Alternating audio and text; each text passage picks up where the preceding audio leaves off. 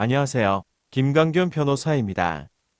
최근 양육비를 미지급한 전 남편의 직장 앞에서 피켓 시위를 한 전처를 상대로 손해배상 청구 소송을 제기하여 이행권고 결정이 확정되었음에도 전처가 이행권고 결정에 대한 청구 이의소를 제기하여 이행권고 결정에서 확정된 손해배상금을 200만 원으로 감축하는 내용의 판결을 받은 사건이 언론에 기사화되었습니다. 왜 이런 일이 발생한 것일까요?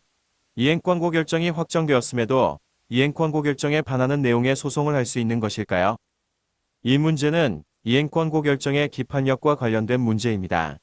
이와 관련된 판례는 다음과 같습니다. 소액사건 심판법 제5조 27 제1항은 이행권고 결정에 관하여 피고가 일정한 기간 내에 이의 신청을 하지 아니하거나 이의 신청에 대한 각하 결정이 확정된 때 또는 이의 신청이 취하된 때에는 그 이행권고 결정은 확정 판결과 같은 효력을 가진다고 규정하고 있습니다. 그러나 확정 판결에 대한 청구이의 이유를 변론이 종결된 뒤에 생긴 것으로 한정하고 있는 민사집행법 제44조 제2항과는 달리 소액사건 심판법 제5조 28 제3항은 이행권고 결정에 대한 청구에 관한 이의의 주장에 관하여는 위 민사집행법 규정에 의한 제한을 받지 아니한다고 규정하고 있으므로 확정된 이행권고 결정에 관하여는 그 결정 전에 생긴 사유도 청구에 관한 이의의 소에서 주장할 수 있습니다.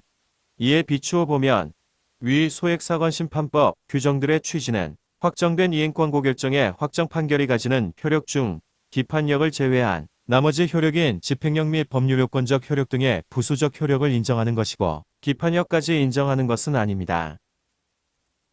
민사소송법 제461조에 의하여 준용되는 같은 법 제451조의 재심은 확정된 종국 판결의 재심 사유에 해당하는 중대한 하자가 있는 경우에 그 판결의 취소와 이미 종결된 소송을 부활시켜 재심판을 구하는 비상의 불복 신청 방법으로서 확정된 종국 판결이 갖는 기판력, 형성력, 집행력 등 판결의 효력의 배제를 주된 목적으로 하는 것입니다. 그러므로 기판력을 가지지 아니하는 확정된 이행권고 결정에 설사 재심 사유에 해당하는 하자가 있다고 하더라도 이를 이유로 민사소송법 제461조가 정한 준재심의 소를 제기할 수는 없고 청구 이유의 소를 제기하거나 또는 전체로서의 강제 집행이 이미 완료된 경우에는 부당이득 반환 청구의 소 등을 제기할 수 있을 뿐입니다. 결국 이행권고 결정에는 집행력은 있으나 기판력이 없으므로 청구 이의 소송을 제기할 수 있습니다. 청구 이의 소송의 사유도 이행권고 결정의 확정 전후에 있었던 사정을 모두 주장할 수 있습니다. 다만 청구 이의 소송을 제기한다고 하더라도 이행권고 결정의 집행력이 배제되지는 않으므로 강제 집행정지 신청을 하여야 합니다. 오늘은 확정된 이행권고 결정에 대한 불복 방법으로 청구 이의 신청에 대해 알아보았습니다. 관련 내용이 궁금한 분들은 아래 전화번호로 상담이 가능하니 연락 바랍니다.